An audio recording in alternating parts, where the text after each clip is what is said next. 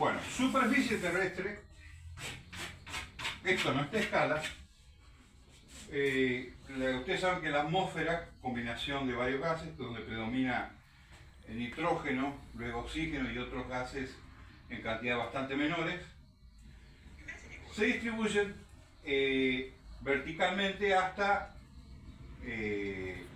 centenas de kilómetros encima de la superficie terrestre. ¿Qué ocurre? El Sol, antes que nada, vamos a explicar el fenómeno muy sencillo. Muy sencillo esto de ionización. Ionización. No lo voy a abrumar, es muy sencillo. Ionización.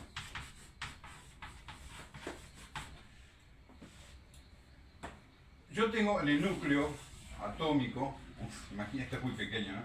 Tengo, supongamos, protones, neutrones y electrones orbitando. Es una versión muy sencilla. Vamos a tener un protón, un neutrón y un electrón. Carga negativa del electrón, el protón tiene carga positiva, sus magnitudes son similares, pero una es negativa, otra positiva. Es un átomo neutro. Átomo neutro. La radiación solar, sobre todo ultravioleta, en varias longitudes de onda, incide en el electrón, aumenta su energía, el electrón deja de estar asociado al núcleo, a este átomo. ¿Qué pasa? ¿Cómo quedó? Quedó el electrón liberado y quedó el núcleo con protón y neutrón. Esto ya no es un átomo neutro, ya no es eléctricamente neutro, está ionizado, ionizado. Un átomo donde hay un exceso de alguna de las cargas, positiva o negativa, es un ion. Hay ionización, por la radiación solar básicamente, ultravioleta. ¿Hay otro tipo de radiaciones que influyen? Sí. Pero esta es la más habitual, la que provoca ionización. Acuérdense, ion, por un nombre que va a aparecer ahora. Entonces va a haber iones y electrones libres. Bueno, los átomos de estos elementos químicos, gases de la atmósfera, se ionizan.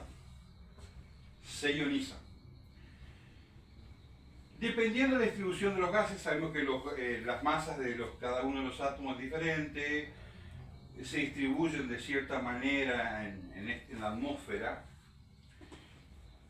¿Y qué ocurre?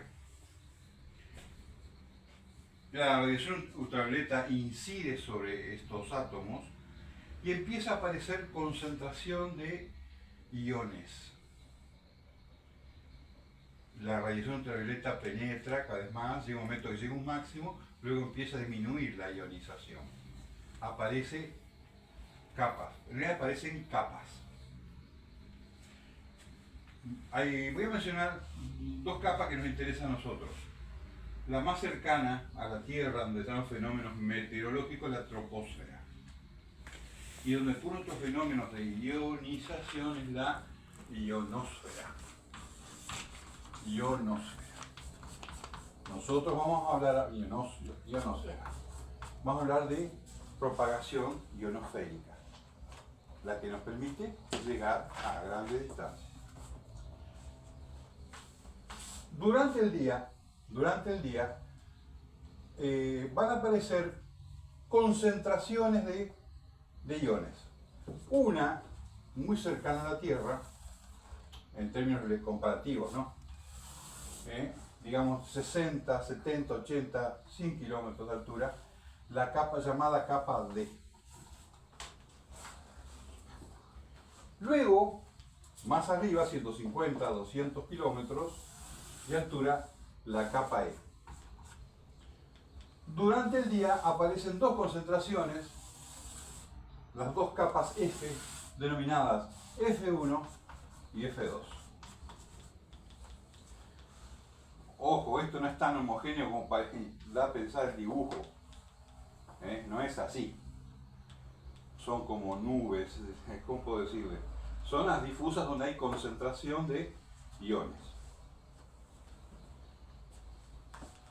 ¿Qué pasa? Yo emito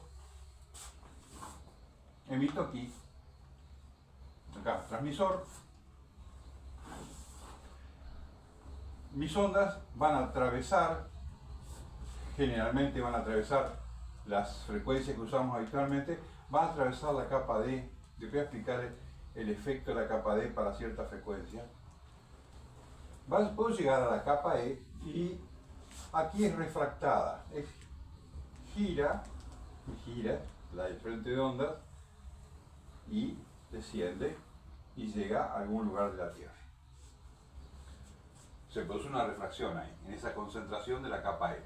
Puede ocurrir también que alcance o capas superiores, supongamos la capa F2.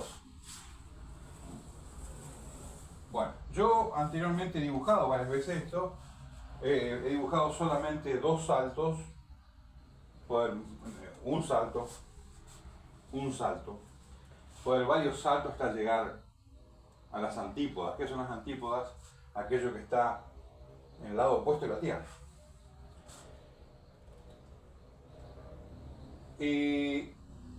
Esto se da, la mayor ionización se da durante el día. La mayor ionización se da durante el día.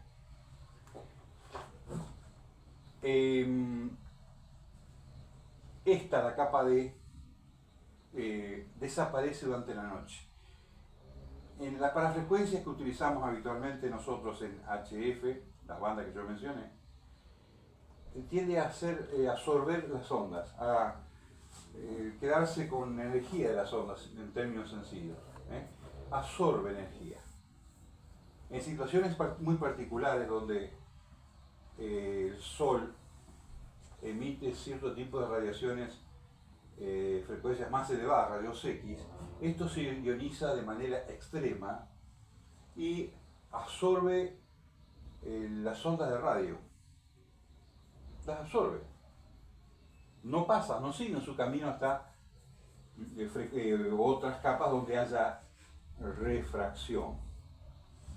Ha pasado, me ha pasado a mí, y a muchos nos ha pasado, incluso recientemente, hace pocos días, que ante un fenómeno extremo se produce radiación X de parte del Sol y uno siente, no escucha a nadie en las bandas. Uno empieza a revisar a las antenas. ¿Qué pasó? ¿Se desconectó? Simplemente se dio un efecto de absorción extremo. Luego que ese fenómeno ya desaparece, empieza a comportarse normalmente la ionósfera, pero ese fenómeno de ionización extrema afecta las comunicaciones muchísimo, ¿no? Hace 2 días, 3 días hay escalas de intensidad, llegó a niveles muy altos la perturbación que yo les comento. Bueno, muy bien. Durante la noche, esta capa absorbe mucho las frecuencias más bajas. ¿Por qué en la banda de 80 metros empezamos a escuchar estaciones lejanas cuando cae el sol? Porque la absorción de esta ya desaparece, prácticamente desaparece. Ya esta desaparece. Entonces, las señales comienzan a ser recibidas en esa banda.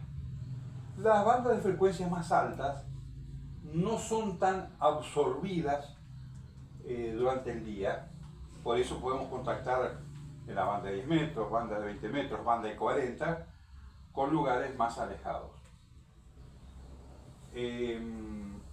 Bueno, durante la noche, estas dos capas suelen juntarse, y queda una capa F. Ya a la noche, imagínense, ya no reciben radiación solar. Hay un proceso llamado de recombinación. ¿Qué es recombinación? Vuelven los electrones a los átomos que estaban con exceso de carga positiva.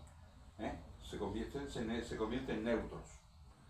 Hay un proceso de recombinación. Sin embargo, durante la noche tiene características suficientes de ionización que permiten refracción y llegar más lejos.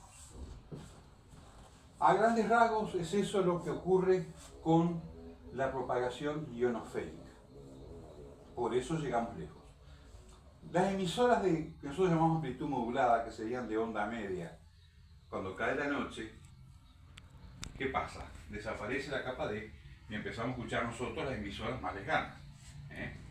Incluso que interfieren con estaciones cercanas a nosotros. Se empiezan a escuchar estaciones que no pueden llegar a nosotros durante el día por la existencia de la capa D. Normalmente está. A veces tiene una presencia mucho más, más severa, una influencia más severa de absorción ante fenómenos inusuales, ¿no? Inusuales. No son tan comunes, pero son naturales en el Sol, ¿no? Entonces, ¿qué tenemos nosotros? Una gran influencia de la actividad solar. Esto de los fenómenos de la ionosfera tiene una dependencia de las estaciones, las horas del día, y también en qué parte del llamado ciclo solar que estemos. El Sol tiene ciertas características llamadas manchas solares, que son como unos centros de actividad magnética muy alta, que emiten radiación en forma muy intensa. Y hay un cierto aumento de esa cantidad de manchas solares cada 11 años, a grandes rasgos cada 11 años, el ciclo de manchas solares. Actualmente estamos ya pasando el pico de actividad solar, pero estamos recién empezando el descenso y el próximo pico se dará quizás dentro de 11 años, imagínense 2024, en 2036 aproximadamente. Hay cierta variabilidad en ese ciclo. Entonces tenemos mucha influencia del Sol sobre la propagación ionosférica.